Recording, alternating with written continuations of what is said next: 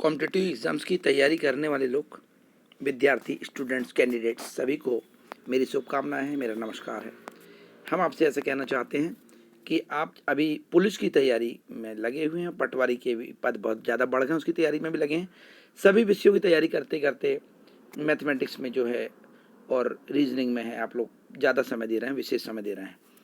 तो मैं ये बोलना चाहता हूँ कि बेसिक अगर आपका कन्फर्म है, बेसिक चीज़ें जो हैं फंडामेंटल्स क्लियर हैं, तो जो अंकगणित होती है, अंकगणित में अगर हम बात करें तो दो प्रकार की चीज़ें हैं इसमें कि एक तो ये है कि आप सीखते हो और दूसरी मतलब ये रहता है कि आप उसके बारे में जो सीखे उसके बारे में सोचते हो।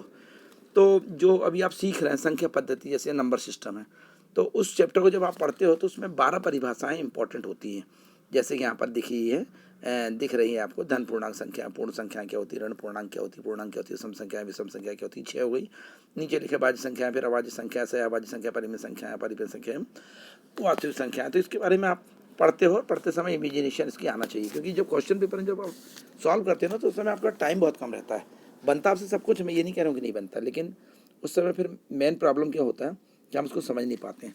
तो 2-4 बार 5 बार परिभाषाएं पढ़ें। जो मैथमेटिक्स वाले स्टूडेंट्स हैं वो तो थोड़ा बहुत इमेजिनेशन कर भी लेते हैं कि यार ये जैसे उसने बोला धन पूर्णांक संख्या क्या होती है पहला, तो प्राकृत संख्या या प्राकृतिक संख्या है धन पूर्णांक संख्या कहलाती है। जैसे उसने बोल दिया 1 2 3 4 dash dash and so and up to last, वहाँ पर दिया हुआ उसने इन्फिनिटिव, तो इसका प्रतीक संकेत आई या एन से दर्शाते हैं, एन फॉर नेचुरल नंबर, तो अपन समझ सकते हैं। तो ये इसको बताते हैं अपन। अब एक मतलब 1 2 3 4 से शुरू हुआ तो उसके पहले शून्य नहीं है, ये ध्यान रखेंगे। पूर्ण संख्याएं अगर होती है तो पूर्ण संख्या में क्या होता है, धन पूर्णांक अपन ने अगर मान लिया 1 2 3 4 से लेके अपन जैसे अब भी कह रहे थे अपन कि प्राकृतिक संख्याएं होती है धन पूर्णांक संख्या कहलाती हैं। तो इसके आगे अगर शून्य लगा दें अपन तो शून्य 1 2 3 4 5 6 dash dash dash so and up to last, अपन यहाँ पर बोलना चाहेंगे इन्फिनिटिव, पूर्ण संख्याएं कहलाती हैं। तो ये धन पूर्णांकों को पूर्ण संख्याएं कहते हैं। अगर मान लिया अपन तो शून्य सहित होना चाहिए, ये बात है। शून्य लग गया मतलब धन पूर्णांकों में तो पूर्णांक संख्याएं हो गई, पूर्ण संख्या हो गई, पूर्णांक नहीं हो गई, पूर्ण संख्याएं हो गई, है ना, यही कन्फ्यूज होता है। पूर्णांक अलग ही चीज़ है। चौथे आप कॉलम में देख रहे हैं कि ऋण संख्या भी होना चाहिए, शून्य भी होना चाहिए, और धन पूर्णांक संख्या का समूह जो कहलाता है वो पूर्णांक कहलाता है। ये थोड़ा सा अपने को ध्यान रखना पड़ेगा। इसके बाद में इसका संकेत आई से अपन इसको दर्शाते हैं, ठीक है ना। ऋण पूर्णांक क्या होता है और इसके बारे में अगर अपन जानकारी लें तो ऋणात्मक पूर्णांक को ऋण पूर्णांक कहा जाता है। जैसे इन्फिनिटिव से लेके करेंगे, देखो धन पूर्णांक का ये उल्टा हो गया ऋण पूर्णांक, तो वो क्या होता है, जीरो से राइट की ओर जाता अगर अपन वो बनाते एक्सेस बनाते एक्स एंड वाई एक्सेस तो, और ये क्या होता है इन्फिनिटिव से लेके -3 -2 -1 सबसे बड़ा होता है।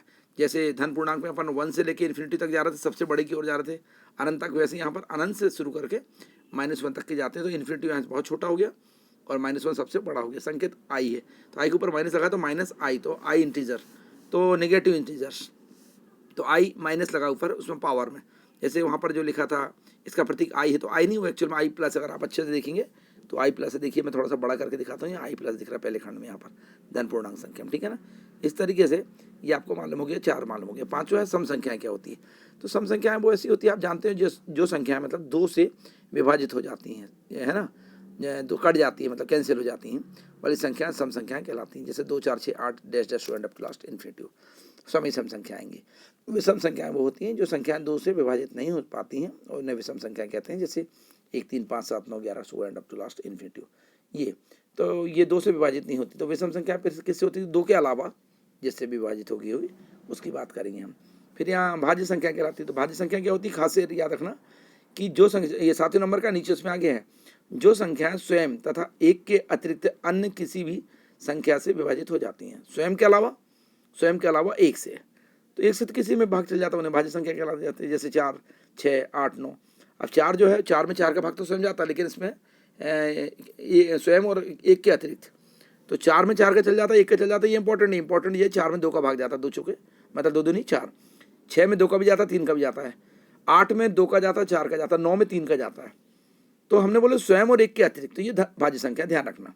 अभाज्य संख्या वो होती है जो संख्या स्वयं और 1 के अतिरिक्त अन्य किसी भी संख्या से विभाजित नहीं हो पाती। और उसमें क्या लिखा था भाज्य संख्या में कि उसके अलावा मतलब 1 और स्वयं के अतिरिक्त किसी भी संख्या से विभाजित हो जाती थी, यहाँ बोलते नहीं होती है, अभाज्य संख्या कहलाती है। जैसे 2 3 5 7 11 वगैरह वगैरह वगैरह अभाज्य संख्या कहलाती है। प्राइम नंबर कहते हैं, पर इसको ऋण संख्या के नाम से भी जानते हैं। इससे अभाज्य संख्या क्या होती है, संख्याओं का वह युग्म जिनमें 1 के अतिरिक्त कोई अन्य उभयनिष्ठ गुणनखंड ना हो। जैसे हमने बोले 2 और 5, तो 2 का अगर दोनों में देखें तो 2 में भी 1 का गुणा है, 5 में भी 1 का गुणा है, 3 गुणित 7, 3 में भी 1 का गुणा है और 7 में भी 1 का गुणा है, 5 गुणित 7, इस तरीके से 8 गुणित 8, 8 गुणित 11, इसमें कोई भी जो गुणांक है वो 1 है कि नहीं। तो हमने वही बोल दिया 1 के अतिरिक्त अन्य उभयनिष्ठ गुणनखंड ना हो, 1 के अतिरिक्त दूसरा नहीं है। तो 8 में भी 1 का गुणा है और 11 में भी 1 का गुणा है। इसको ये नहीं कर लेना कि 8 को हम 2 गुणित 2 गुणित 2 कर ले, बोले कि यार ये तो 4 में 2 का गुणा हो गया, नहीं, 8 में कुछ नहीं गुणा मतलब 1 है और 11 में 1 है, तो दोनों में 1 1 का ये बोलता है, 1 के अतिरिक्त कोई गुणा ना होना चाहिए। परिमेय संख्या जिसको इंग्लिश में हम कहते हैं रेशनल नंबर होता है, तो ये रेशनल नंबर क्या होता है, तो ऐसी संख्याएं जो होती हैं जिसको पी बटे क्यू के रूप में लिखा जा सकता है परिमेय संख्या कहलाती है, जहाँ पी और क्यू जो रहते हैं वो दोनों पूर्णांक होते हैं। अब पूर्णांक की बात आई तो पूर्णांक अपन चौथे खंड में पढ़े थे कि जस्ट परिमेय संख्या के ऊपर परिमेय लिखा हुआ है, लेकिन एक कंडीशन होती है कि पी अपॉन क्यू अगर वहाँ पर है तो क्यू जो है उसका वैल्यू 0 के बराबर कभी भी नहीं होता, that means Q does not equal to 0, तो शून्य नहीं होना चाहिए क्यू का मान। जैसे अपन बोलेंगे 5 लिखा 7 लिखा या 22/7 लिखा 7/9 लिखा, तो इसका मतलब क्या हो गया, 5 है तो उसके बटे 1 हो सकता है, 7 है उसके बटे 1 हो सकता है, और एक जो नीचे है वो क्यू के बराबर, वो क्यू के बराबर मान लेते हैं और वो 0 के बराबर नहीं है। कोई भी संख्या के नीचे कुछ नहीं लिखा मतलब 1 हम मान सकते हैं। फिर लिखा वहाँ पर अपरिमेय संख्या, तो अपरिमेय संख्या क्या होती है, जिन्हें पी बटे क्यू के रूप में या पी अपॉन क्यू के रूप में ना लिखा जा सके। परिमेय में क्या था, लिखा जा सकता था, इरेशनल नंबर में क्या नहीं लिखा जा सकता, उन्हें अपरिमेय संख्या कहते हैं। जैसे अपन बोलेंगे पाई है, √2 है, √3 है, माइनस में √2 बोलेंगे, माइनस में √3 बोलेंगे, माइनस में √5 इत्यादि जो संख्याएं पी बटे क्यू के रूप में नहीं लिखी जा सकती, ठीक है ना। तो ये हो सकता है। इसके बाद क्या बोलना चाहिए, हम ये बोलेंगे और वैसे भी हल करेंगे तो इकाई के रूप में आ जाता है, ये आ जाता है आपका 22 की बात अगर आप करेंगे कि इसकी वैल्यू निकालना है कि 22/7, तो 22/7 कैसे निकाल लोगे पहली बात तो, और अगर दोगे तो उसको हल करोगे तो वो दशमलव में आने लगेगा, तो वो परिमेय संख्या नहीं रखी, अपरिमेय संख्या हो जाती है जो पी बटे क्यू के रूप में व्यक्त नहीं की जा सकती। वास्तविक संख्या ये होती है जो परिमेय संख्या पढ़े अभी अपन ने 10वें नंबर में, 11वें में पढ़े हैं अपरिमेय संख्या। ये दोनों के दोनों का जो रूप होता है ये सम्मिलित रूप से क्या कहलाता है, वास्तविक संख्या कहलाता है। जैसे कि अपन ऋण 1 बोलेंगे, 2/3 बोलेंगे, ऋण 4/7 बोलेंगे, कामा पाई, √3 √2 ये जो है ये सब इत्यादि जो हैं ये हैं। तो वो आपको परिमेय संख्या में एक चीज़ और भी देख लेना है यहाँ पर कि माइनस लगा हुआ है, अगर मान लिया √2 √3 √5 इसमें अगर माइनस लगा है तो भी आप है, नहीं तो आप बोलेंगे कि परिमेय संख्या अपरिमेय संख्या में यहाँ पर क्या दिया हुआ है, तो √2 और √3 ये यहाँ पर ऐसा दिया है काय में वास्तविक संख्या में। तो वास्तविक संख्या √3 √2 जो दिया हुआ है आप बोलेंगे उसमें माइनस लगा था वो अपरिमेय संख्या थी और ये वास्तविक संख्या है, जिसमें माइनस की भी आ गई हैं और प्लस की भी हैं और रेशनल नंबर भी और इरेशनल नंबर भी है। इस तरीके से आपको ये क्वेश्चन आई थिंक समझ में जाता है।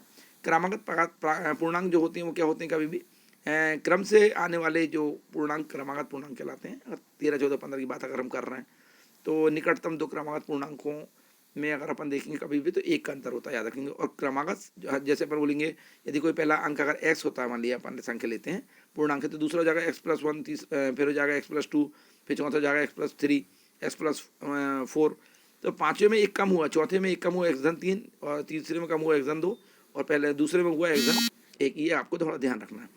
इस तरीके से सम मतलब क्रमागत सम संख्या की बात करेंगे तो क्रम से आने वाली सम संख्या क्रमागत सम संख्या कहलाती हैं। जैसे अगर अपन बोल देते हैं 18, 20 एंड 22 एक्सेट्रा, तो निकटतम कोई भी 2 अगर मान ली क्रमागत सम संख्या लेते हैं तो इनके बीच में 2 का अंतर होता है। और एक बात याद रखना, विषम संख्या की अगर अपन लेंगे 17, 19, 21 एक साथ ही बोल दे रहा हूँ मैं, नीचे की परिभाषा भी क्रमागत विषम संख्या, उसमें भी अंतर कभी भी क्या होता है, मतलब जो रहता है विषम संख्याओं में भी 2 का ही अंतर होता है। लेकिन इतना है कि इसमें अगर कोई विषम संख्या होती है, मान लीजिए सपोज करो क्रमागत विषम संख्या में, तो वहाँ पर दूसरी संख्या x2 होती है और वहाँ पर जो अपन ऊपर दिख रहे थे वहाँ पर दूसरी संख्या भी जो वो कितनी x2 थी, तीसरी x यहाँ पर कितनी आ रही 4 आ रही, वहाँ पर तीसरी x 4 आ रही थी, अंक सेम आता है, उसमें कोई दिक्कत नहीं है। सॉल्व करने के बाद जो अंक आते हैं उससे समझ में आता है कि सम संख्या का जो ली गई संख्या थी उसमें जो आंसर आएगा वो सम संख्या आता है, और विषम संख्या का जो आंसर लेते हैं उसमें विषम ही आता है। 2 विषम के बीच में एक सम आती है विषम में, और सम में 2 सम के बीच में एक विषम आता है। सॉल्व करते समय पता चलता है। इस बात को बहुत ध्यान से हमको समझना चाहिए, पढ़ना चाहिए। इसके बाद में अपन ऋण संख्या अथवा अभाज्य संख्या की पहचान कैसे करते हैं ये, और उसके पहले कि वो होता क्या है ऋण संख्या या प्राइम नंबर हम कहते हैं, इसको हम देखेंगे। आई होप ये वीडियो आपको बहुत अच्छी लगेगी, समझ में आ गया होगा। आपको इसको समझना है एक्चुअल में, इससे रिलेटेड क्वेश्चंस जो होंगे उसको सॉल्व करना है, देखेंगे अपन नेक्स्ट वीडियोस में, वो भी देखते हैं। ठीक है, ऑल द बेस्ट, शुभकामनाएं।